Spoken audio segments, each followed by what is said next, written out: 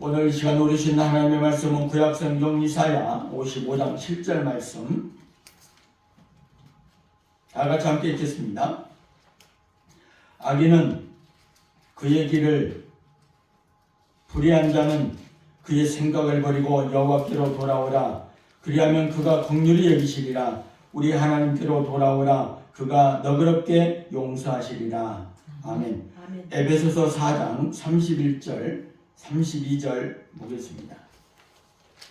에베소서 4장 31절과 32절 말씀 같이 읽겠습니다. 너희는 모든 납독과 노함과 분냄과 떠드는 것과 비방하는 것을 모든 악의와 함께 버리고 서로 친절하게 하며 불쌍히 여기며 서로 용서하기를 하나님이 그리스도 안에서 너희를 용서하심과 같이 하라. 아멘.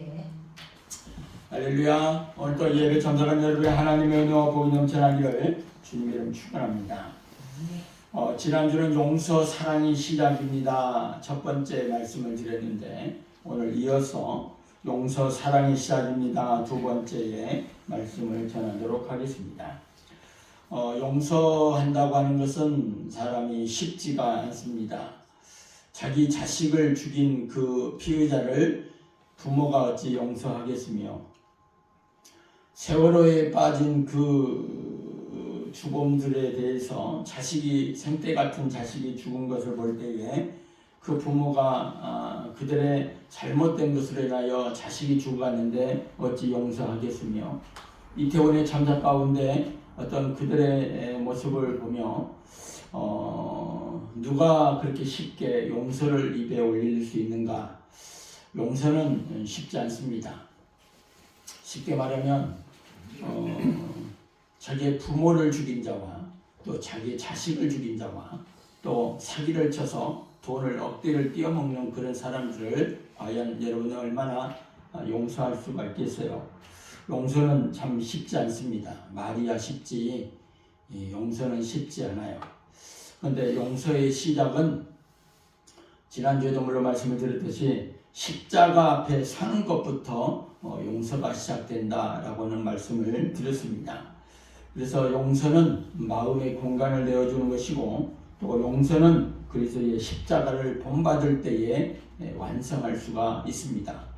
우리가 보통 사회생활을 하고 직장생활을 하고 학교에서 생활할 때에 자신에 대해서 피해를 끼치고 악을 행하고 불의를 행한 사람들을 볼 때에 말은 쉽지 그 용서는 결코 쉽지가 않습니다.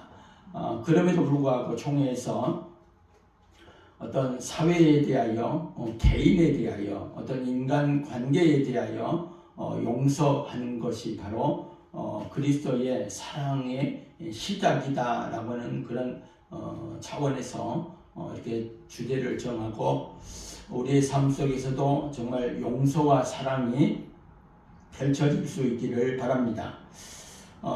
제 기억으로는 고등학교 때에 국어책에 나온 그런 이야기 같은데요. 보면 오헬리의 단편소설을 보면 마지막 입새라고 하는 그런 작품이 있지요. 희망과 사랑의 힘을 감동적으로 보여주는 그런 이야기입니다. 폐렴에 걸려서 죽음을 기다리는 소녀 존시를 위해서 늙은 화가 버번이라고 하는 사람이 마지막 남은 잎새를 밤새 그 창밖의 벽에다가 그리는 그런 이야기죠. 그래서 버번의 희생 덕분에 이 폐렴에 걸렸던 이 존씨는 삶의 의지를 되찾고 병을 이겨낸다라고 하는 마지막 잎새의 그런 이야기도 있습니다. 이것은 뭐냐면 사랑과 희생이 불가능을 가능으로 만들 수 있고 생명을 살릴 수 있다라고 하는 것을 보여주는 것이죠. 어린 왕자의 생텍쥐페리의 어린 왕자에 보면 사랑을 깨닫게 하는 그런 본질적인 이야기가 나옵니다. 어린 왕자는 자신의 배를 떠나서 여러 행성을 여행하며 다양한 사람들을 만나게 되죠. 이 어린 왕자는 여우를 통해서 내가 길들인 것에 대해 책임이 있다라고 하는 것을 배우게 되고 자신의 별을 두고 온 장미꽃의 소중함을 깨닫게 됩니다. 이런 얘기를 뭐냐면 진정한 사랑은 책임과 헌신을 필요로 한다 하는 것을 보여주고 있는 것입니다. 지난주에서 이 용서에 관한 이야기를 하나 더 이야기해 보면 용서는 하나님으로부터 시작된다라고 하는 것입니다. 용서는 하나님으로부터 시작된다. 오늘 본문 이사야의 말씀 보면 악한 자는 그 길을 버리고 불의한 자는 그 생각을 버리고 주님께로 돌아오라. 그러면 하나님께서 은혜를 베푸실 것이다 라고 하는 것이 오늘 이사야의 말씀입니다. 자신은 악한 자와 불의한 자는 아니라고 생각하지만 성경에 보면 모든 인간은 다 악하고 불의하다 그렇게 지적하고 있습니다. 우리 안에는 원죄가 있기 때문에 그렇죠. 원죄는 죄 그 자체는 아니지만 죄의 뿌리가 되는 것을 말합니다. 그래서 창세기 6장에 보면 사람의 마음속에 있는 것이 가장 심히 거짓되고 부패했다 그랬어요. 어린 꼬마들한테 어디서 들었는지는 모르겠지만 욕을 가장 먼저 배우는 것을 봅니다. 누가 욕을 가르치겠어요? 딱딱딱딱 막 욕을 하고 막 그러잖아요. 어린아이가. 그러면 막 깜짝 놀라서 뒤로 나다빠질 정도로 욕을 하는 그런 어린이를 보면 욕을 부모가 가르쳐 주겠어요? 그 악의 뿌리가 있기 때문에 욕을 하는 거죠. 죄의 뿌리는 우리 안에 있기 때문에 우리는 악한 자의 길을 잇고 불의한 자는 생각 중에 있다고 하는 거죠. 그러나 이런 모든 것들이 하나님께로 돌아오면 심판과 정죄가 아니라 하나님의 긍휼과 하나님의 용서가 기다리고 있다라고 하는 것을 성경을 통해서 우리에게 말씀해 주고 있는 것입니다. 그리스도께서는 자기에게 침을 뱉고 조롱하던 아들까지 사랑하고 용서했습니다. 우리는 하나님을 대적하죠. 싫어하죠. 모욕하죠. 십자가에 매달아 죽였습니다. 그런데도 하나님께 향하여 돌아오면 하나님은 용서하신다라고 하는 것이 성경을 통해서 우리에게 주는 용서의 교훈입니다. 또한 두 번째는 하나님께서 시작된 용서는 그것이 사람에게 향하게 된다라고 하는 거죠. 오늘 이사야서가 용서를 하나님의 관계 안에서 말했다면 이 에베소서는 용서를 사람과의 관계 안에서 말하고 있습니다. 본문에 보면 모든 악독과 걱정과 분노와 소란과 욕설은 모든 악의와 함께 내버려야 된다 하는 것을 말씀하고 있습니다. 서로 친절히 대하며 불쌍히 여기며 하나님께서 그리스도 안에서 여러분을 용서하신 것처럼 너희들도 인간관계 속에서 서로 용서해야 된다 하는 거죠. 그 안에서 우리는 제일 먼저 하는 것은 친절이라고 보는 거죠. 친절. 사람이 요즘에는 10대든지 20대든지 자신에게 불친절하게 되면 어른이라고 해서 막말하면 이렇게 보면 같이 막말하는 경우를 봅니다. 당신이 먼저 반말했잖아 하면서 그냥 맞받아치는 그런 경우를 보는 거죠. 우리가 용서할 때에 친절해야 하는 기본이 깔려있죠. 어떤 목사님이 설교 중에 용서하는 일이 쉽지 않다고 하면서 미운 사람이 하나도 없는 사람 손들어 보세요 하고 그렇게 이야기를 하니까 나이 많이 찍으신 분이 뒤에서 손을 딱 드는 거예요. 깜짝 놀라서 물어봅니다. 아니 어르신은 미워하는 사람이 한 사람도 없어요? 하고 물었더니 이 어르신이 하는 말이 나는 미워할래야 미워할 사람이 한 사람도 없어요. 왜 그러냐니까 다 죽었대. 다 죽어가지고 이제 미워할 사람이 다 죽어버려서 이제는 미워할 사람이 한 사람도 없다 하는 그런 웃지 못할 이야기 듣는데 올 한 해 2026년 한 해를 시작하면서 여러분들이 더 많이 기도할 수 있기를 바랍니다. 더 많이 용서할 수 있기를 바랍니다. 더 많이 사랑할 수 있기를 바랍니다. 그러면 우리는 어떻게 용서할 수 있을까 하는 거죠. 어느 날 베드로가 예수님께 물었어요. 주님, 내 형제가 나에게 자꾸 죄를 짓는데 내가 몇 번 용서해야 됩니까? 하고 베드로가 예수님께 물었어요. 그랬더니 7번까지 70번씩 7번까지 해야 됩니까? 하고 그렇게 물었죠. 그랬더니 예수님께서 이런 번씩 7번이라도 용서해라. 그렇게 대답을 하게 되죠, 결론은. 근데 77에 49, 490번만 하냐? 그게 아니죠. 우리는 예수님이 말하는 그 용서는 무한대의 용서를 의미하고 있는 것이죠. 우리 인간은 이웃이나 원수의 잘못을 용서하는 것이 불가능하죠.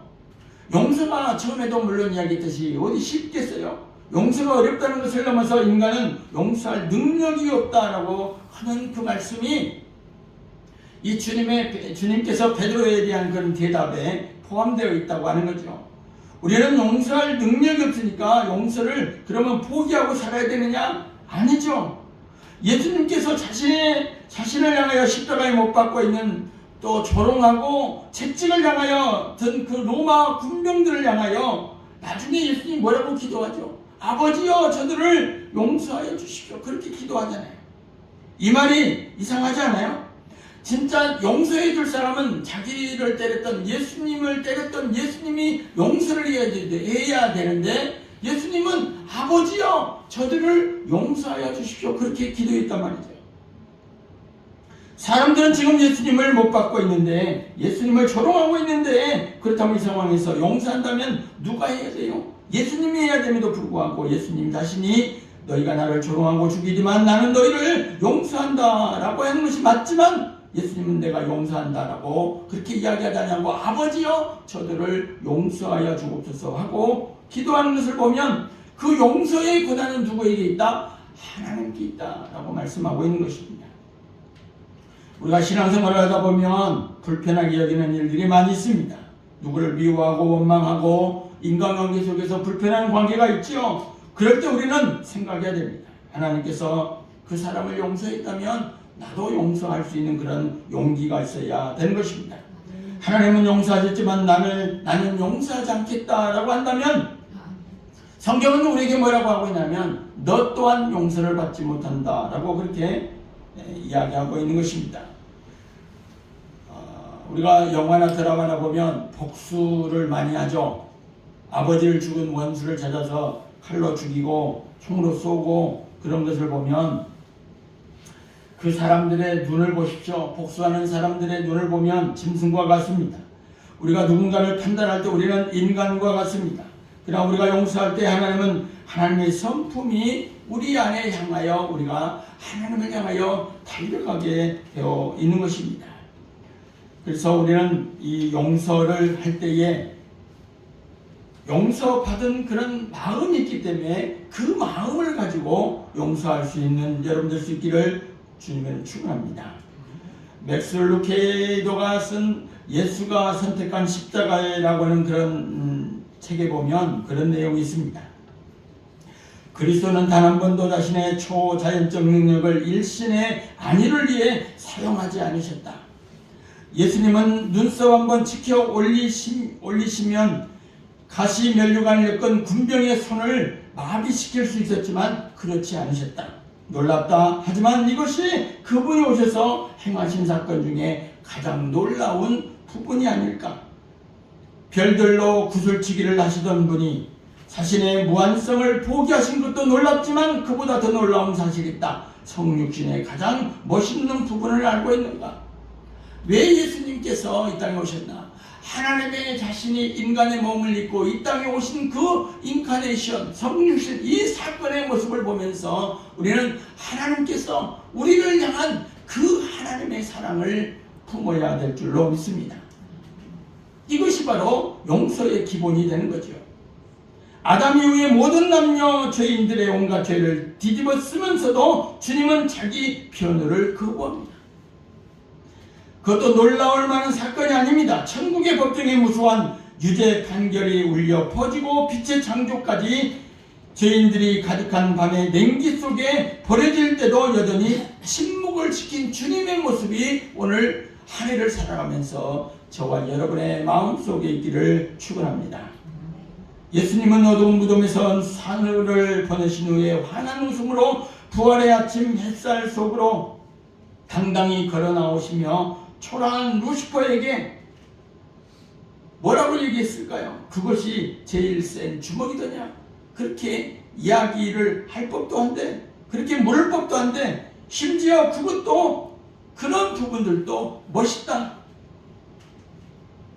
천국의 면류관을 버리고 가시 면류관을 쓰신 그분의 가장 멋있는 부분이 무엇인지 알고 있는가? 그것은 바로 여러분들을 향해 오셨던 그 하나님의 놀라운 성육신의 사랑.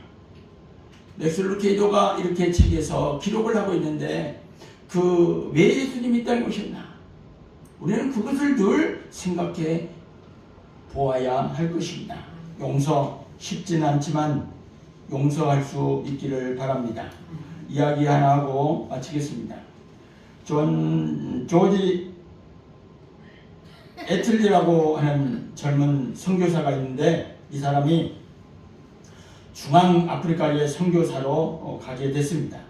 하루는 그가 자신의 숙소를 홀로 떠나서 주변 지역을 탐사하고 있었는데 그의 손에는 자동 소총이 들려져 있었습니다.